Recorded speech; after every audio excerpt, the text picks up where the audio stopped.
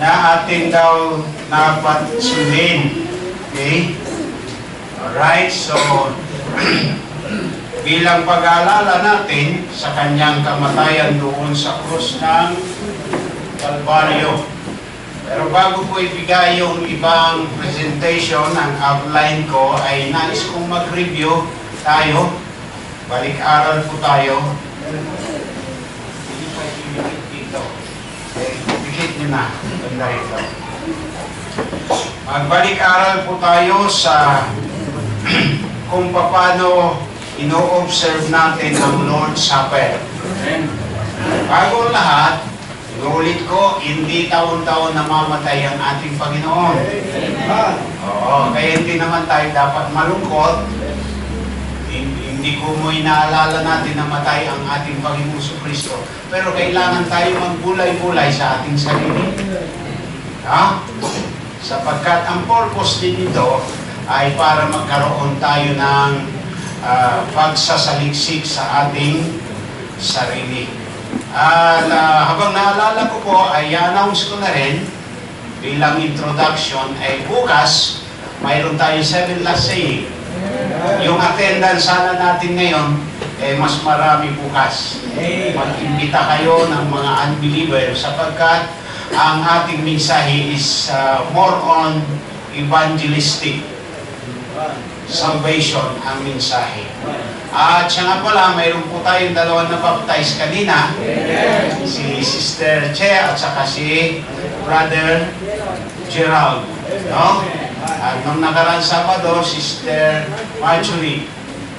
Okay? Sunod-sunod. Kung kinakailangan, araw-araw tayo nagbabaptize, magbaptize tayo. Amen? Pati pare magpapabaptize, si babaptize. Okay. Amen?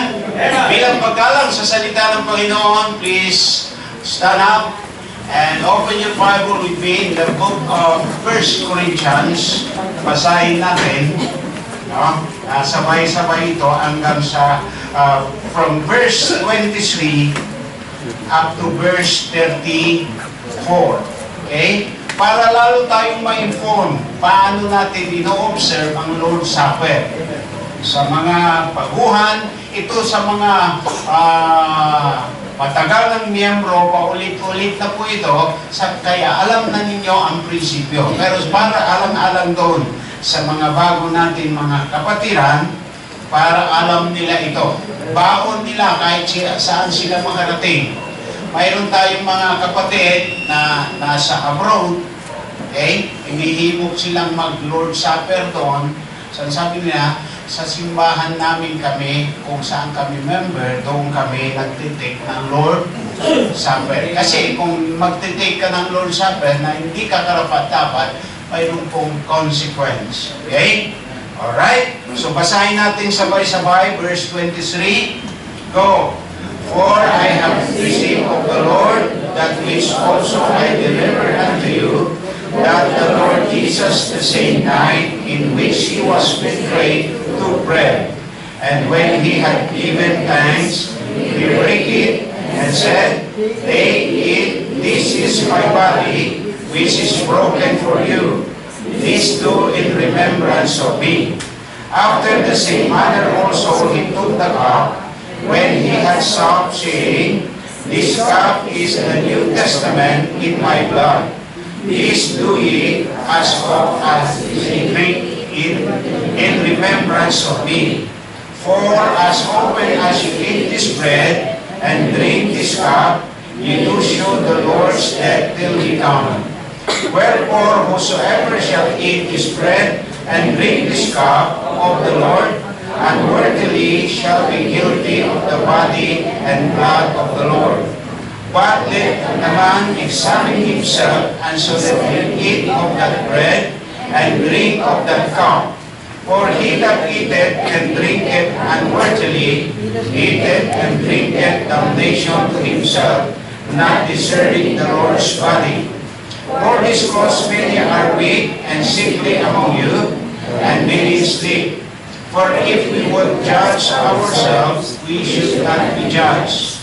But when we are judged, we are judged of the Lord, that we should not condemn with the word. Wherefore, my brethren, when ye come together to eat, tarry one for another.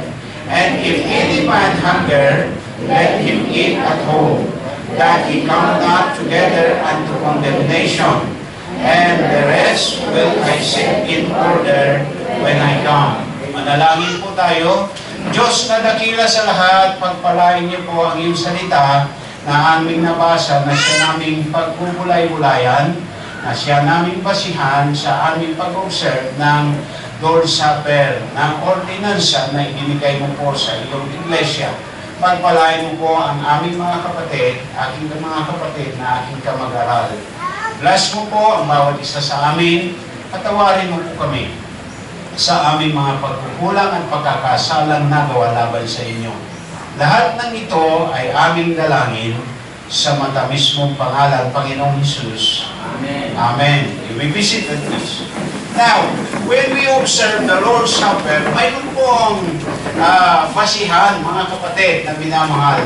Hindi po bara-bara. Okay? So, ibinigay ng Panginoon Diyos ang instruction paano natin i-observe ang Lord's Supper. Ang sabi po ni Apostol Pablo dito, sabi niya, "For I have received of the Lord that which also I delivered unto you." Okay? Yung ipinibigay ko sa inyo, kanya, yun din ay tinanggap ko sa Panginoon. Kung paano ang gospel, tinanggap ni Apostol Pablo, bago niya iaral ito, di siya munang nakaranas, tumanggap. Ganon din po yung ordinansa na ibinigay ng Diyos sa kanyang iglesia. Ang sabi niya, "I have received of the Lord that which also I delivered unto you." Okay? Sa 1 Corinthians chapter 15, mga kapatid, verse 3, mapapansin nyo rin po yan. 1 Corinthians 15, verse 3, sabi niya, "For I deliver unto you first of all, which I also received." Yung gospel naman ang tinutukoy niya dyan.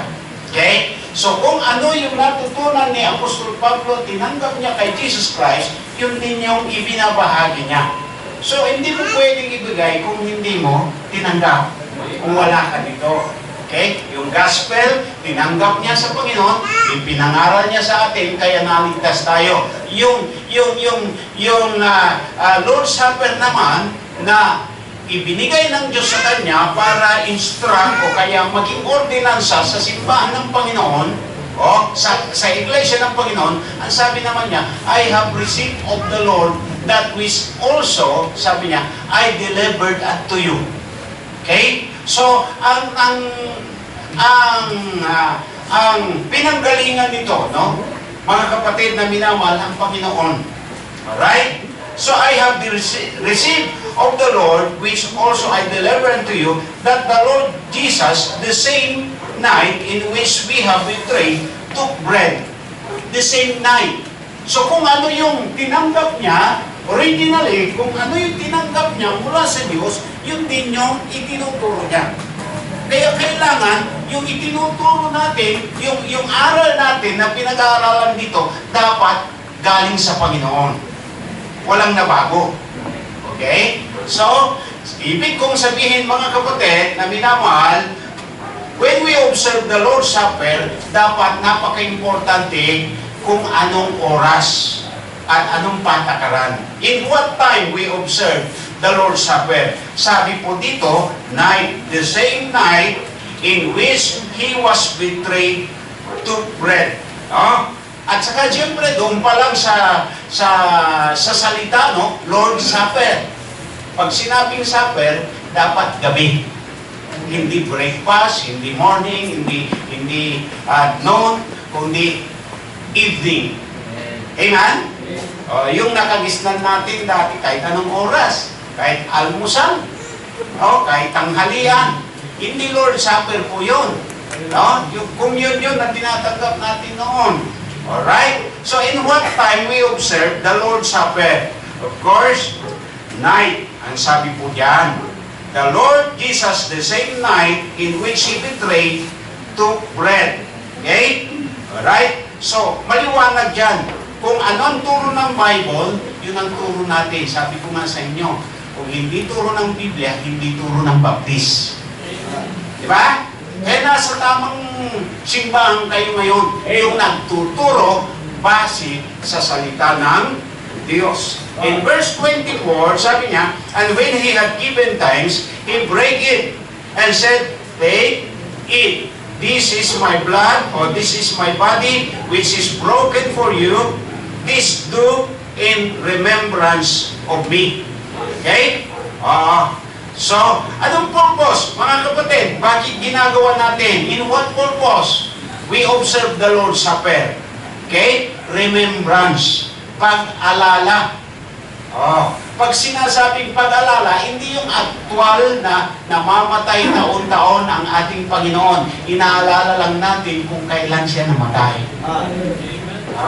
Hindi siya namatay ng Biyernes, hindi namatay ng Linggo. Namatay siya. Kung mag-aaral tayo, hayaan nyo po na kahit na tapos na ang linggong pagkabuhay, isisiris ko po yan sa inyo sa Sunday School. Tuturo ko sa inyo at mapapatunayan natin na Miyerkules siya namatay. Kung Biyernes kasi, kulang yun eh. Dapat 72 hours si Jesus Christ sa libingan, sa ilalim ng lupa. Dapat matupad yan sapagkat yun ang promise sa kanyang kamatayan. So, in what time? Night, maliwanag po yan, mga kapatid. Kaya ginagawa natin gabi. Hindi umaga, hindi tanghali. In what purpose?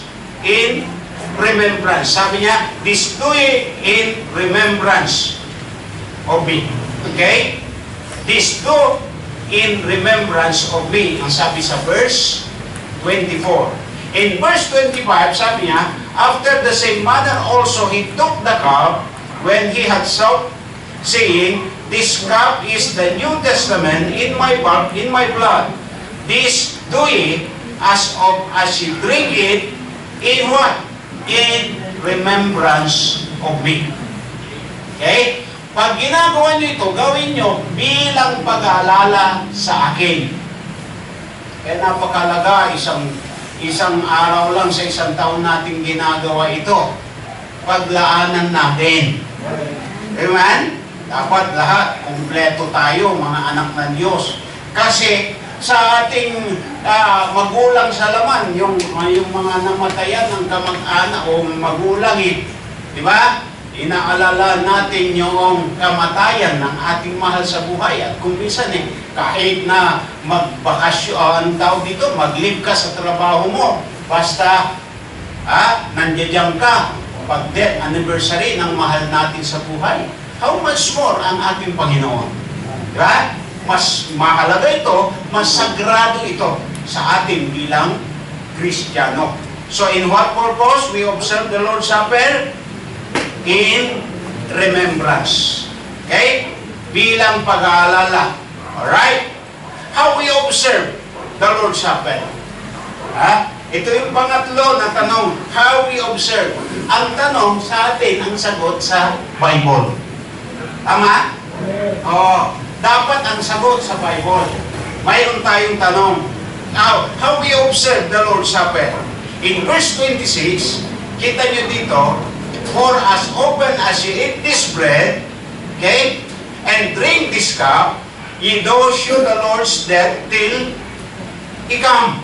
For as often as you eat this bread and drink this cup, you do show the Lord's death till He come. Okay? So makikita natin yan by symbolic. Yung kinakain natin, tinapay. At yung iniinom natin, hindi aktwal na dugo, kundi katas ng ubas. At hindi basta-basta tinapay, hindi rin basta-basta katas ng ubas. Hindi kailangan dyan yung mayroong chemical. Hindi kailangan dyan yung may pampaalsa yung tinapay. Okay? Sapagkat ang tinapay ay sinisimbolo ng katawan ng ating Panginoong Kristo. At kahit na itaas natin dito, pag-pray natin, hindi po nagiging aktwal na katawan at dugo ng ating Panginoong Jesucristo. Hindi katulad ng paniniwala ng mga Katoliko at ng pare na pagka itinaas yung ostya at yung kupa niya, hindi pinanalangin niya, ay nagiging actual na body of Christ at the blood of Christ. Ang tawag nila doon, transubstantiation. Mahirap ikasin. Transubstantiation. Yan. Nagtatransfer daw, nagiging actual na body of Christ at nagiging actual na blood of Christ. Tapos kakainin nila yun. Hindi ho. By symbolic, tinapay pa rin yan. By symbolic, Diyos pa rin yan. Hindi yan dugo ni Jesus Christ. Nilalarawan lang. Sinisimbolo lang ng dugo ng ating Panginoong Jesucristo. Okay? So, in what time we observe? Night. Okay? Evening. Of course, evening. In what purpose? In remembrance of Him. And how we observe? By symbolic. Okay?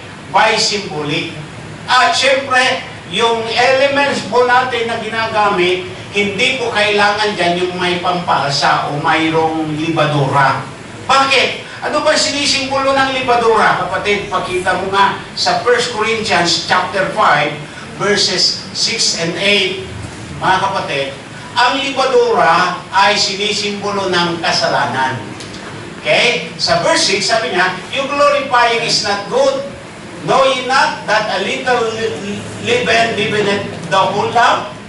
Verse 7, "First out therefore the old leaven, that ye may be a new lump, as ye are unleavened. For even Christ, our Passover, is sacrificed for us." In verse 8, ang sabi niya dito, "Therefore let us keep the feast not with all leaven, neither with the leaven of malice." Okay? Leaven of malice and wickedness, but with the unleavened. Okay? Yung leaven po, unleavened bread, of sincerity and truth. Yung daw libadura ay nagsisimbolo ng malisya at kasalanan. Kaya hindi dapat yung tinapay na gagamitin natin, lalagyan pa ng pampaalsa o libadura. Sapagkat sinisimbolo yan, mga kapatid, na minamahal ay dugo ng ating Panginoong Jesucristo. So, since the bread represent the body of Jesus Christ, only unleavened bread portrays His sinless and spotless body of Christ. Amen? So napakalaga po mga kapatid na minamahal, how we observe the Lord's Supper by symbolic. Right? Simboliko. Kaya, mayroon pong napakahalaga na gamit yung tinapay na walang libadura at yung juice na pure. Okay? Unfermented wine, mga kapatid na minamahal. And then, pangapat, sino yung mga dapat maging partakers nito? So, the partakers must worthy. Ang mga mag-u-observe nito, yung mga partakers nito, yung dapat mag-partake dito ay karapat-dapat. Kasi pag nag-partake ka na hindi ka karapat-dapat, mayroon pong consequence nito. Okay? Mayroon pong palo. Kumbaga, may parusa ang Panginoon. Kaya, ang sabi sa verse 27, "Wherefore whosoever shall eat this bread and drink this cup of the Lord unworthily shall be guilty of the body and blood of the Lord." Okay? So, the partaker must worthy. Paano tayo maging worthy sa Lord, na mag-take ng Lord's Supper? Una, you are baptized. Amen? You are baptized. No? Nabautismoan ka na sa tubig ng bautismo. Sapagkat hindi pwedeng Lord's Supper bago yung baptism. Unang ibinigay ng Diyos, okay, yung napag-aralan natin, itinuro ng ating dalawang Sunday School teacher na kung paano mayroon tayong tinatawag na close communion. yung pattern ng Lord's Supper ay kinuha, hawig o related sa Old Testament Passover. Yung Passover po, nung nag-observe sila ng Passover in one house, okay? Exclusively for the family only. Ganon din po sa church, mga kapatid na minamahal, in the church only. At para sa mga member ng family, kung mayroon pong hindi Hudyo o hindi tuli, patutuli muna bago mag-take ng Passover. Okay? Sa simbahan, kung mayroong hindi baptize, magpapabaptize muna bago mag-take ng Lord Supper. Okay? So, ang katumbas ng circumcision is yung baptism sa New Testament. Alright?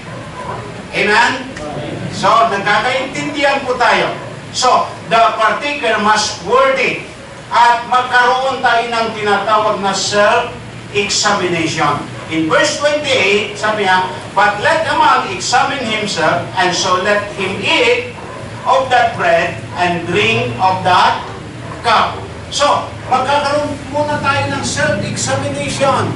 Bago tayo mag-take ng Lord's Supper, mag-pray tayo, magkukonfess tayo sa Panginoon, kung ano man yung pagkukulang mo sa Panginoon, ay sabihin mo sa Kanya, ihingi mo ng tawad. Lord, patawarin mo ako sa aking unfaithfulness. Patawarin mo ako sa aking kasalanan. Patawarin mo ako sa aking mga pagkukulang. Then, mag-take ka ng Lord's Supper. So, before we take we partake the Lord's Supper, kailangan proceeded by self-examination. Let a man examine himself, and so let him eat of that bread and drink of that cup. So magkakaroon tayo ng self-examination. Okay? Kaya, dapat magkaroon tayo ng confession sa Panginoon. And then, or else, judgment must fall. Okay? Kung hindi, baka tayo po ay paluin ng Panginoon. Alright? So sabi niya, if we confess our sin, we judge ourselves. Okay? Pagka nangungumpisal tayo sa Panginoon, hinahatulan natin ang ating sarili. Because confession means ina-accept mo na you are wrong and God is always right. Kaya kailangan natin bilang Kristiyano magkaroon tayo ng confession. Pangalanan mo yung kasalanan mo sa Panginoon. So magkaroon tayo ng self-examination and then magkaroon tayo ng confession. Ang sabi sa verse 31, mga kapatid, for if we would judge ourselves, we should not be judged. Pagka nag-confess tayo sa Panginoon, ang gagawin ng Panginoon, hindi tayo napapaluin. Parang yung tatay, pag inamin mo na, nangupit ka, no? Hindi. Talaga nangupit ka, papaluin ka. Pagka inamin mo, opo. Saan yung kinupit mo? Nagastos ko na po eh. Okay? Papaluin mo pa ba? Okay? Umapit na eh. Okay? Sasabihin mo na lang, huwag ka na umulit. Hello? Amen? So, kailangan dito yung confession. Bago tayo mag-partake ng Lord's Supper, kailangan magkaroon ng confession sa Panginoon. Kakausapin natin ang Diyos, Lord, patawad po sa aking mga pagkukulang. Ano yung pagkukulang mo? No, hindi ako sumasamba. Hello? Amen? Amen? Yan, hindi ako nag-offering. Yan, hindi ako nagtatize. Yan. Lahat ng kasalanan natin sa Panginoon, i-confess natin. And then, it must be in order. Kaya nasa kaayusan. It must be in order. Anong sabi po sa verse, kaya naniniwala tayo sa chastisement, balik po tayo ulit. Naniniwala tayo sa chastisement because ang Kristiyano nagkakasala pa. Tama? Pero ito ang kagandaan, hindi nawawala ang kaligtasan. yun nga lang, papaluin ka. Okay? Oh, bakit? Ang sabi po dito sa verse 32, look at this. Unawain nyo maigi. But when we are judged, we are what? Chastened of the Lord. Okay? Pag nagkasala ka, ang gagawin ng Panginoon Diyos, parurusahan ka, pero palo, ang tawag doon. Discipline. Chastened with the Lord. We are chastened of the Lord. That we should not be condemned with the word. So, ibang parusa ng unbeliever. Ang parusa, impyerno. Ang parusa ng Kristiyano, palo. Naintindihan niya? So, ang salvation, hindi nawawala. Bakit napapalo ang Kristiyano? Nagkakasala pa ang Kristiyano. Tama? Kaya dapat masunurin tayo para hindi tayo paluin. Gusto natin i-bless tayo, dire-diretso ang blessing. Magdino tayo. Sumunod tayo sa Panginoon. When we are just, we are chastened of the Lord. Okay? Pag tayo hinatulan kanya, tayo pinapalo ng Panginoon upang huwag tayong mahatulan kasama ng mundo. Okay? Ang unbeliever hindi ang papaluin, pero pag namatay yan, automatic sa impyerno. Kaya sabi ng namamalo ang ama nyo, malupit. Oo, kasi disiplinado ang ama natin. Amen? Pero hindi nangangulugan, pinagmamalupitan tayo. Hindi kayo tatakwil ng Panginoon. Ang Kristiyano ba nagkakasala pa? Kaya may palo eh. Pero ang sanlibutan, ang unsaved, hindi ang papaluin. Pero ang parusa sa impyerno. Naintindihan? And last, pagka nag-take tayo ng Lord's Supper o nag-observe tayo ng Lord's Supper, must be in order. It must be in order. Dapat nasa kaayusan. Ang ganda ng attendance natin. Okay? May iba dyan, alas 6, nandyan na. Pero umabot tayo, nag-umpisa tayo ng alas 7, pidya. Bakit? Nantay natin yung galing ng Manila. Pero kung dito ka lang galing, huwag ka na magpahintay. Talagang hihintayin ka namin. Huwag lang sumubra sa alas 8. Dumating ka na alas 12, next year ka na lang mag-Lord's Supper. Hello, amen? Sapagkat, it must be in order. Ginagawa natin ito because our God is a God of order. Satan is the author of confusion, but our God is a God of order. Diyos ng kaayusan ang ating Diyos. Hindi Diyos ng kaguluhan. Okay? Ang Diablo, ang Diyos ng kaguluhan. Amen? Alright? So, it must be in order. So, when we observe the Lord's Supper, it must be in order. Verse 33, look at this. Sabi niya, wherefore, my brethren, sabi ni Paul, my brethren, sino kinakausap dito? Tayo. Okay? Wherefore, my brethren, when ye come together to eat the Lord's Supper, tarry one for another. Maghintayan kayo sa isa't isa. Ginagawa lang natin yan sa Lord's Supper. Naghintayan tayo sa isa't isa. Pero sa Sunday School, ayaw maghindi. Sunday School nag-start ng 9 o'clock. Kaya dumating ka, before 9 o'clock, dumarating kayo dapat. Amen? Kasi tayo naghintay, kailangan natin hintayin talaga. Yung talagang willing na mag-take ng Lord's Supper, hindi natin maiwasan, lalo na ma-traffic ngayon. Praise the Lord, yung mga galing sa Manila, nandiyan. Sister Yon, Sister Jill, sino pa? Sister Mayet, kapo pa yan. Okay? Si Brother Dex, nandyan. Tumawag sa akin kanina umaga, Pastor, anong oras ng Lord's Supper? Sabi ko, 6. Hahabol lang po. Yeah. Mabuti nakahabol. Sino pa? Si Arvin, galing yan ng galing na ang Tarlac. Pero nandyan.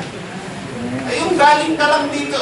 Si Brother Jules, galing pa ng yan, Nagilian. Kailan ka dumating? Okay? Mga kapatid, huwag kayong magpa-late. Amen? Oh, sino ba galing sa malayo pero nandiyan ka ngayon? Praise the Lord.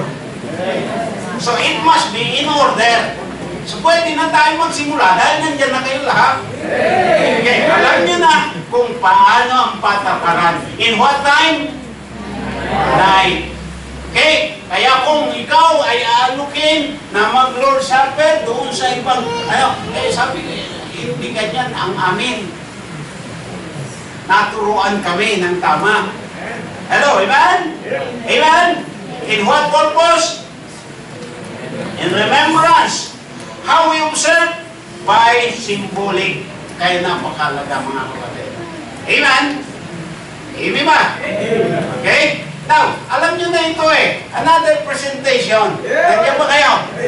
Okay, kasi naghanda ako na apply ko iba so, sayang naman kung inanda ko, hindi ko ihahain sa inyo. So, gumawa ako ng acrostic type ng ating pag-aaral about Lord Supper. Okay? So, doon sa salitang supper. Okay? Ano yung unang literal, Brad? Letter S. Stand for symbolic. Serving as symbolic.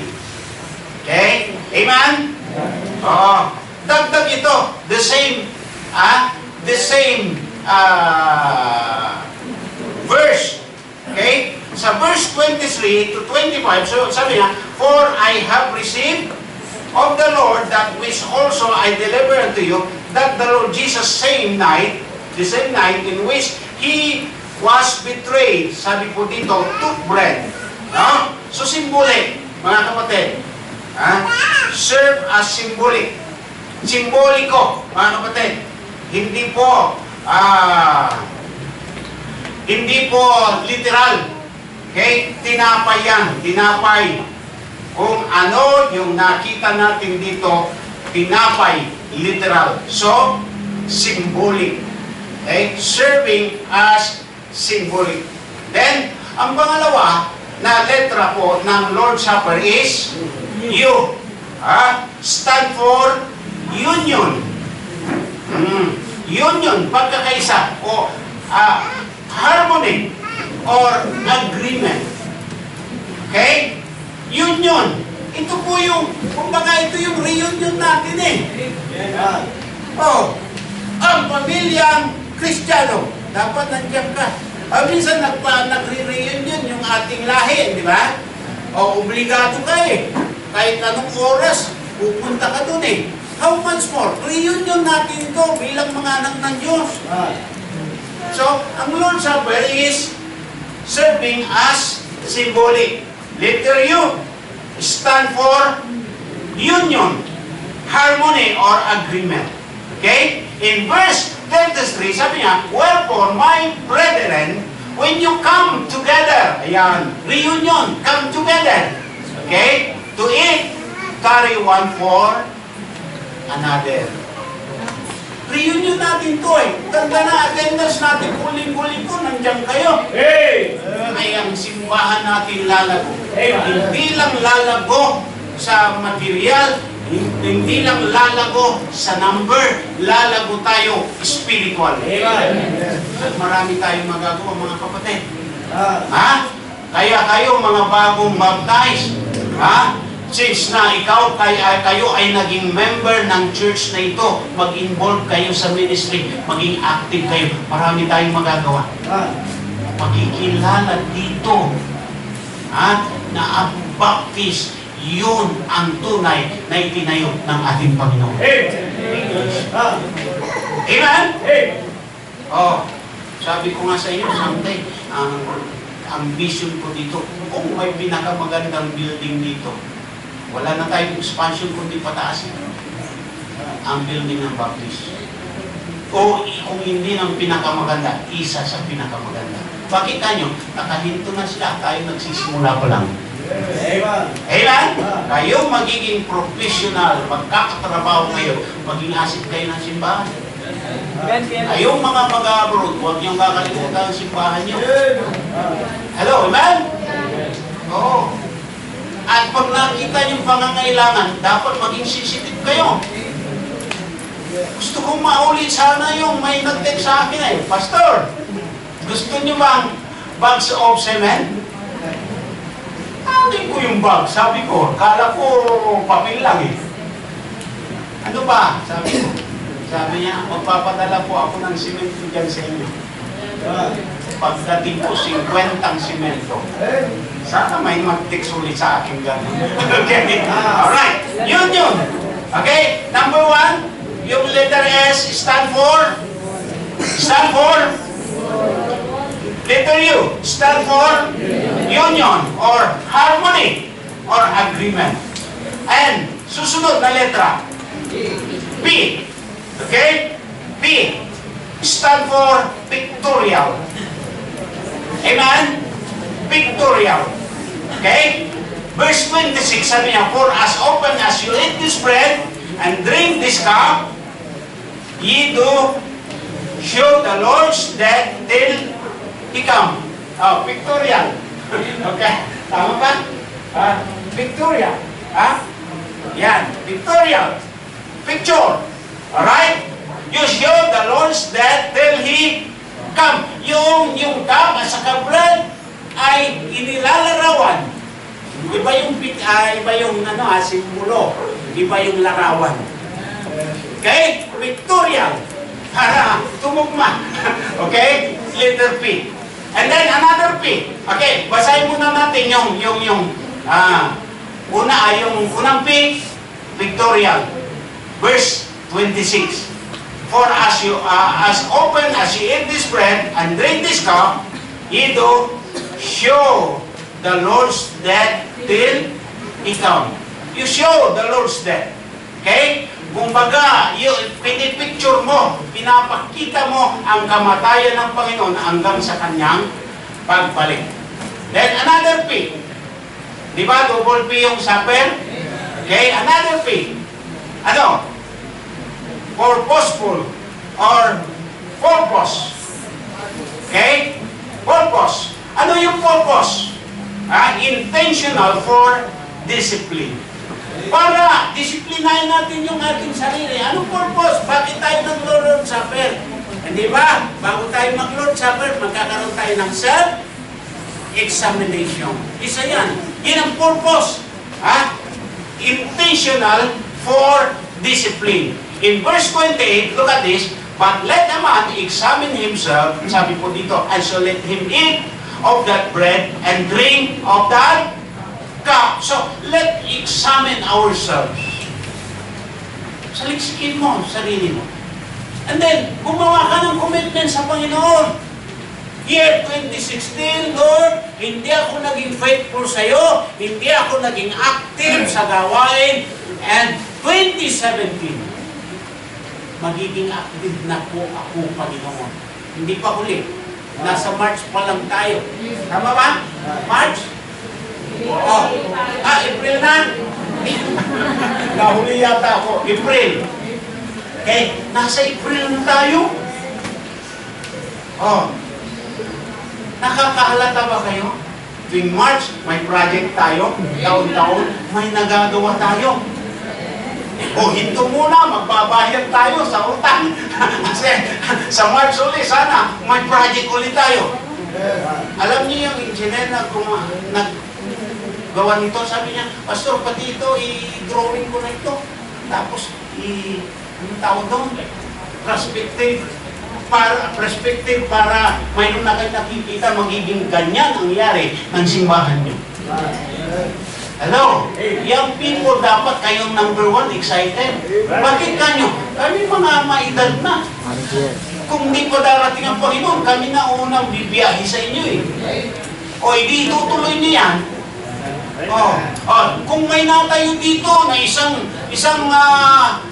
magandang building, yan ang monumento na ang mga nauna, yung mga lolo nyo, yan ang mga nanguna para gawin ito. Di ba? Amen? Yung mga apo natin, sila makikinabang dyan. Tama ba? Ako, lolo na. Lahat ng mga kaibigan ko, pastor, congrats, lolo. Nauna pa siya. Mas excited sila sa akin. Okay? Sana kapal pa yan.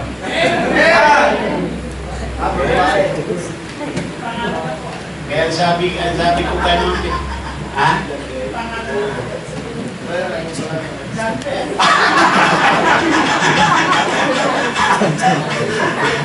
Hello, amen?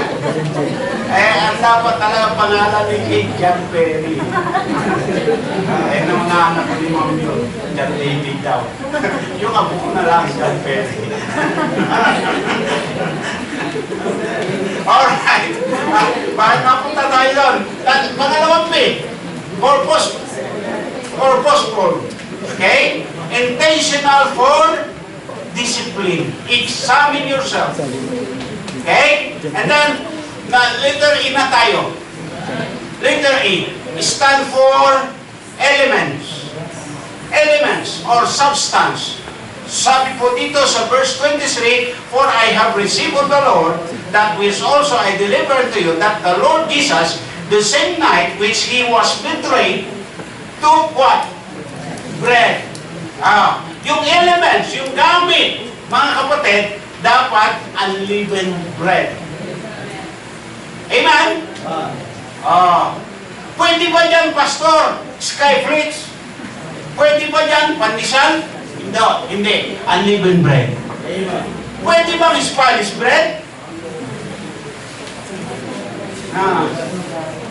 Mayroon daw pumili na ang cheese bread eh. Cheese bread ba ito? Pag walang cheese sa loob? Sabi ng tindera, ganun din yung Spanish bread. Walang Spanish sa loob. Hello, amen? Okay. Kita nyo? Yan ang napapala ng Facebook. Alright? So, since the bread represents the body of Jesus Christ, only unleavened bread portrays His sinless and perfect self. Okay? So, dapat ang elements po natin, mga kapatid, wala atang arjan sa ginawa ko. Okay? Okay? Now, elements, since na ang elements po ay bread, dapat yung bread na yon walang libadura. Ay, inuulit ko, yung libadura ay simbolo ng kasalanan. Now, tingnan natin ang katawan ni Jesus Christ sa Hebrew chapter 4, verse 15. Look at this. Hebrew 4:15. "For we have not an high priest which cannot be touched with the feeling of our infirmities, but was in all points tempted like as we are, yet without what? Without sin." Now, ang Panginoon, wala siyang kasalanan. Kaya, ang bread na dapat gamitin, without leaven. Amen? Unleavened bread. In Hebrew chapter 10, verse 5, "Wherefore, when He cometh into the world, He saith, Sacrifice and offering thou wouldest not, but a body hast thou prepared me." Body. Yung body ni Christ, yun yung naihandog doon sa krus ng Kalbaryo. At ang kahuli-hulian, patay na handog ang katawan ng ating Panginoong Jesucristo. Noon kasi, during the Old Testament, mga kapatid na minamahal, yung mga anak ng Diyos noon, sila Abraham, pag naghahain sila sa Diyos, patay na hayop. Yun ang ihahain nila. Patay na tupa na ang sinisimbolo yun, si Jesus Christ. Nung dumating na yung panahon na dumating si Jesus Christ, ang katawan niya, yun ang huling patay na hain na tinanggap ng Diyos. Ngayon, tayo mga buhay, ang ihahain natin sa Kanya, yung buhay natin. Yan ang katanggap-tanggap. Now, itong katawang ito yung sinabi po ng isang anghel sa Luke chapter 1, verse 35. Kay Maria, nang sabi niya, manganganak ka at ang ipapanganak mo ay banal na bagay. Walang ibang tinutukoy doon kundi si Jesus Christ. Luke 1:35. "And the angel answered and said unto her, Yung her dyan, si Maria. The Holy Ghost shall come upon thee, and the power of the highest shall overshadow thee. Therefore also the holy thing, the body of Christ, which shall be born of thee, shall be called the Son of God. Amen? The holy thing, sabi niya dito, yung holy thing na yan, yung body of Christ yan, which shall be born of thee, shall be called the Son of God. Sino yung Son of God? Si Christ. So si Christ is the Son of God, the Messiah, the Anointed One, the Savior. Hello? And letter R. Kala ko walang R.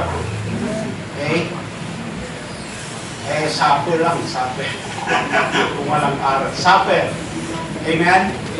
Buti, hindi ko nakalimutan yung R. Okay? Letter R is stand for remembrance or rededicate. Rededicate. Right? Anong sabi po dito sa 1 Corinthians chapter 11 verse 24 and 25? Sabi niya, when he had given thanks, he break it and said, take it, this is my body which is broken for you. Do this, do in what? Remembrance of me. After the same manner also, he took the cup when he had supped, saying, this cup is the New Testament in my blood. This do ye as ye drink it in what? Remembrance of me. So letter R stand for remembrance or dedication. Hinandog natin ang ating buhay sa Panginoon. Ihandog natin uli sa Kanya. This night, sabihin natin sa Panginoon, Lord, buhay ko para sa iyo, sapagkat ang buhay mo, ibinigay mo sa akin. Di ba? Kausapin natin ang Diyos. I-rededicate natin ang ating sarili sa Panginoon. Kung paano siya, i-dedicate niya, inihandog niya ang kanyang sarili para sa atin, ihandog naman natin ang sarili natin sa Panginoon. Amen? Amen. Tulad ng sinabi ni Apostol Pablo sa Romans chapter 12 verse 1, sabi niya, I beseech you therefore, brethren, by the mercies of God, that you present your bodies a living sacrifice, holy and acceptable unto God, which is your reasonable service. And be not conformed to this world, sabi niya, be ye transformed by the renewing of your mind, that ye may prove what is that good and acceptable and perfect will of God. I-rededicate natin ang ating sarili sa Panginoon. It's night. Handog mo uli yung buhay mo sa Panginoon. Sabihin mo sa Lord, Lord, gamitin mo ako para sa iyong kaluwalhatian. Amen? Oh. Ang sabi sa Galatians 2:20, sabi, I am crucified with Christ, nevertheless I live, yet not I. But Christ limited me, and the life now I live in the flesh, I live by the faith of the Son of God, who loved me and gave Himself for me. Who loved me and gave Himself for me. Kung ibinigay niya ang kanyang sarili sa iyo, hindi mo ba maibigay ang sarili mo sa Panginoon? So, i-rededicate natin ang ating sarili sa Panginoon. Amen? Bago tayo tumako sa ating Lord's Supper, ano yung number 1? Letter S, symbolic. Yun yung pictorial or purposeful elements and rededicate. So, ihandog natin muli ang ating sarili sa Panginoon. Amen? Sa gabing ito. Alright? Tayong lahat ay tumayo at magkaroon tayo ng ilang minuto na pagbulay-bulay sa ating sarili. Mananalangin tayo. Bibigyan ko kayo ng silent prayer sa sarili mo. Okay? Tayong lahat ay umuko at tayong manalangin. silent prayer, mag-pray ka sa sarili mo. Humingi ka ng tawad sa Panginoon. Ngayong gabi, ano man kung naalala mo na pagkukulang mo sa Panginoon.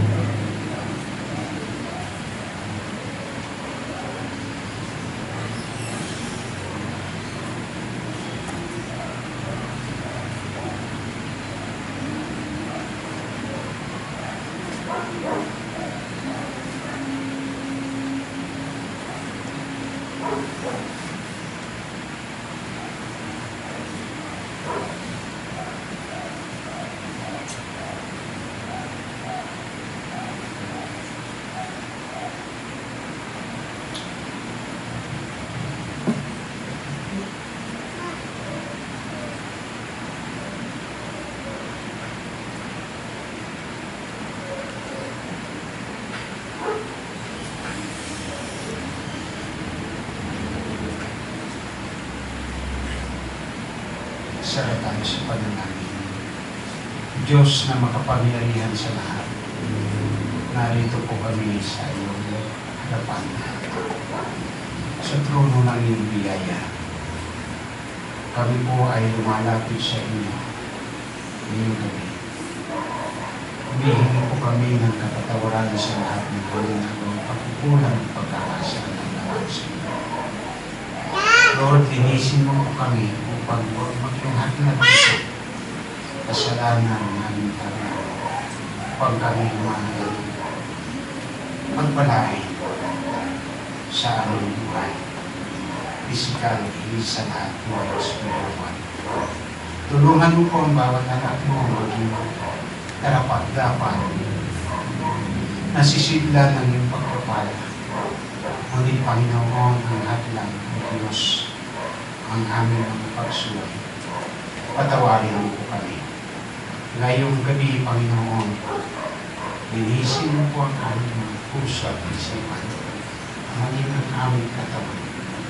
Tulungan mo po kami, Panginoon, na maging katanggap-tanggap sa iyo.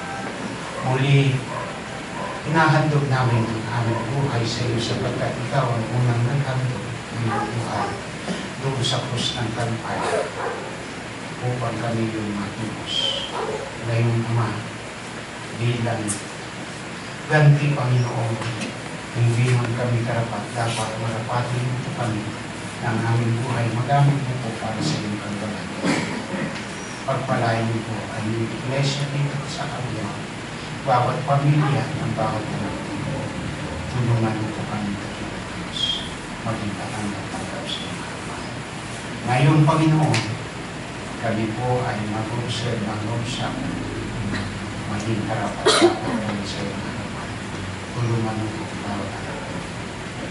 At Lord, maging blessing ito sa amin. Lahat ng ito ay aming dalangin sa matamisong pangalan ng Panginoon Jesus. Amen. Natili tayong nakatayo at tawagin po yung mga share sa bread, Brother Jules and Brother Noam.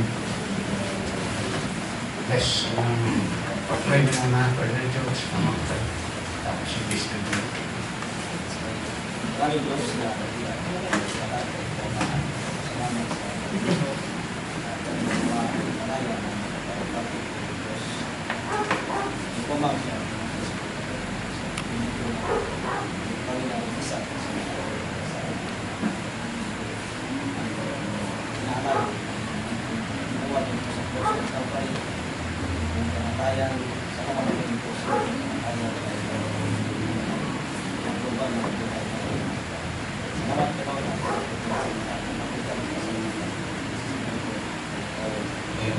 Kuha po kayo ng isa muna, sabay-sabay tayo kakain. Kuha tayo na muna. Okay. Mga baptize. Number 8. Sabay-sabay natin subukan. Kuha tayo muna. Nice. Isubo na sila.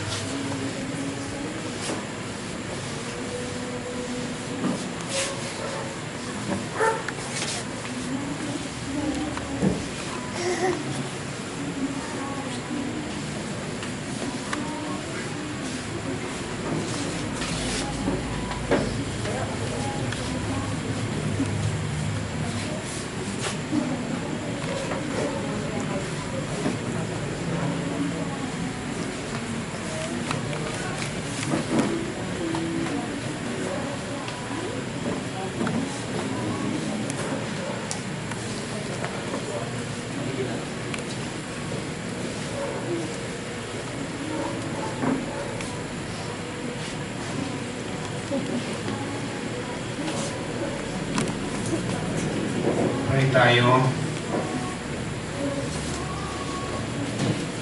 Diyos na dakila sa lahat, kami po ay nagpapasalamat at tinawag po namin ang kamatayan ng tunay at Diyos Kristo. Ang kanyang katawang nabayubay para sa aming kasalanan. Salamat po. Binabalik namin sa inyo ang kapurihan at kapasalamatan sa tanging pangalan ng anak namin Panginoon sa Kristo. Amen. Sumunod.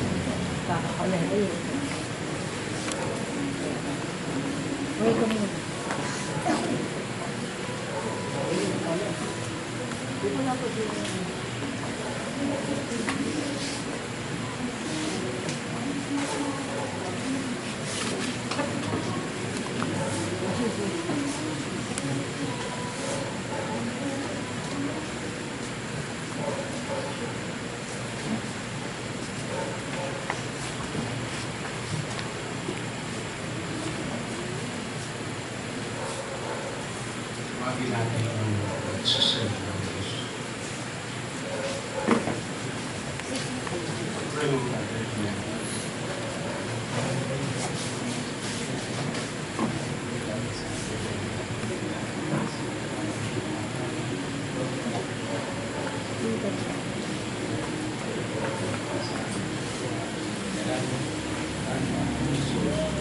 Amen. Kuha po kayo isa. Sabay-sabay din po tayo dito. Huwakan niyo muna. Ingatan ko.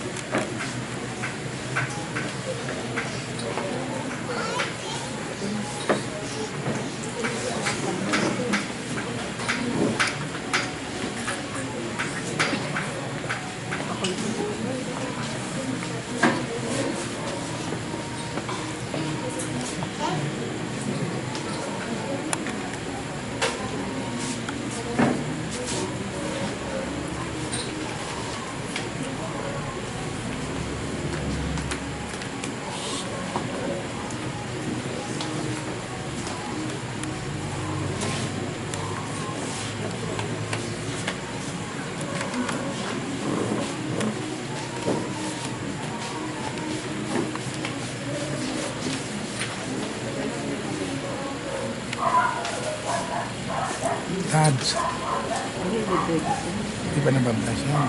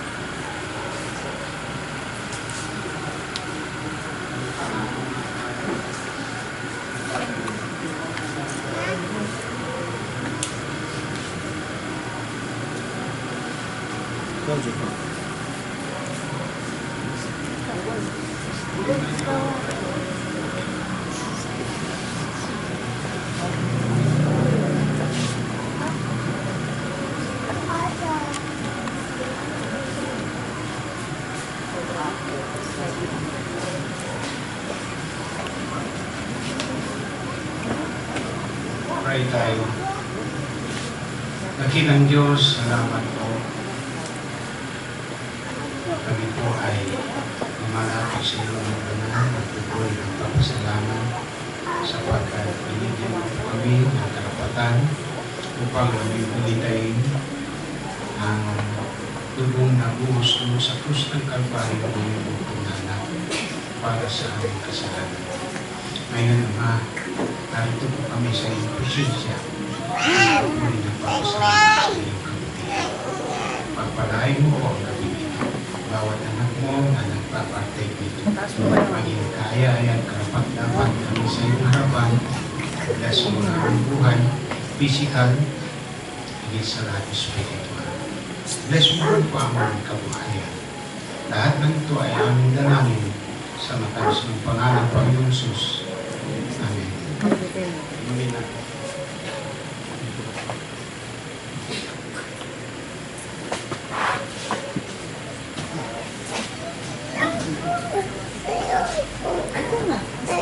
Ayun nga, kahit ito. Pagkamit na lang mo. Ayun nga, ayun.